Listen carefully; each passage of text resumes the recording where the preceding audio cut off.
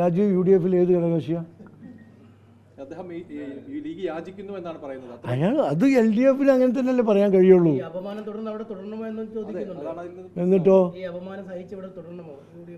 ഞങ്ങൾ അപമാനം ഞങ്ങളല്ലേ സഹിക്കേണ്ടത്, അദ്ദേഹം അതിന് ബുദ്ധിമുട്ടണ്ട. അപമാനം സഹിക്കേണ്ടി വരും എന്നുള്ളതാണ്. മൂന്നാം സീറ്റില്ല, അപമാനം സഹിക്കും, അങ്ങനെയാണോ?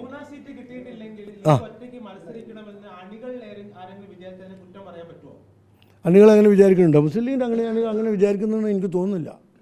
ഏതായാലും ഇത് നാളത്തെ തീരുമാനത്തിന് ശേഷം 27-ാം തീയതി ഞങ്ങളെ പാർട്ടി നേതൃയോഗം ചേരുന്നുണ്ട്.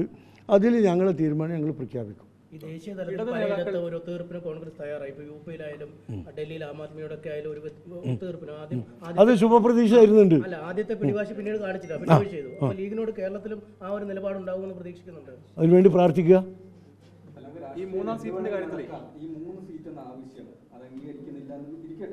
ഇരിക്കൂല, അത് അംഗീകരിച്ചു എന്നിരിക്കട്ടെ. അങ്ങനെ ഇരിക്കട്ടെ. അതോടുകൂടി പ്രശ്നം തീർന്ന്. ഇല്ല ഇല്ല, അംഗീകരിക്കാത്തൊരു പ്രശ്നം ഉണ്ടാവില്ല എന്നാണ് ഞങ്ങളെ വിശ്വാസം. ആ വിശ്വാസത്തിനനുസരിച്ചല്ലേ ഞങ്ങൾക്ക് മറുപടി. എല്ലാ പ്രതീക്ഷകളും അല്ലേ സാക്ഷാത്കരിക്കപ്പെട്ടു പോയാല്. ചർച്ചകൾ വരുമ്പോൾ ചോദിക്കുന്നത് ഈ പൊന്നാനി മലപ്പുറത്തിനപ്പുറം ഏത് സീറ്റാണ് ലീഗിന് ക്ലെയിം ചെയ്യാൻ പറ്റിയത്? കേരളത്തിലെ 20 സീറ്റിൽ ഏതും ക്ലെയിം ചെയ്യാം. എന്താ സംശയം?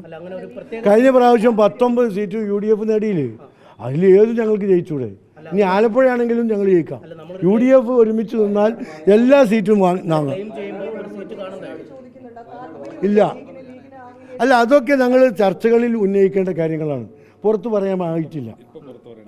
പുറത്തു പറയാനായിട്ടില്ല. സീറ്റ് വിഷയത്തിൽ ഇടത് നേതാക്കൾ നടത്തുന്ന അഭിപ്രായ പ്രകടനങ്ങളോട് എന്താണ് ലീഗിന്റെ മറുപടി?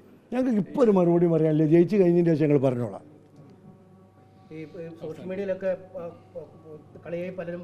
സോഷ്യൽ മീഡിയ നോക്കിയാൽ നമുക്ക് സംസാരിക്കാൻ കഴിയും. നമ്മൾ സോഷ്യൽ മീഡിയ നോക്കിയാൽ വല്ലതും സംസാരിക്കാൻ പറ്റുമോ? പൊന്നാനിയിലെ സ്ഥാനാർത്ഥി വന്നതോടുകൂടി ഞങ്ങൾ നോമിനേഷൻ കൊടുക്കുന്നതിന് മുമ്പ് ജയിച്ചു. പിന്നെ സംശയം എന്താ? പിന്നെ LDF-ന്റെ തീരുമാനം ഞങ്ങൾക്ക് സഹായകരമാണ്.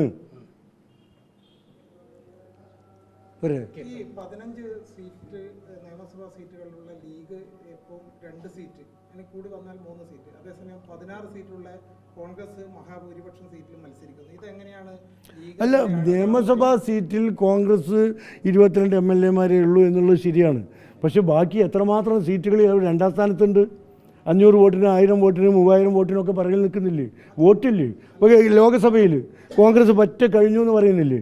പക്ഷേ 150ഓളം BJP MP-മാരുള്ള മണ്ഡലങ്ങളിൽ രണ്ടാം സ്ഥാനത്ത് കോൺഗ്രസ് ഉണ്ട്, വോട്ടും ഉണ്ട്, ജനങ്ങളും ഉണ്ട്, ലീഗുണ്ട്.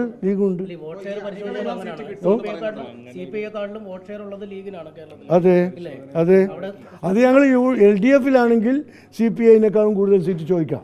ഇത് UDF ആണല്ലോ.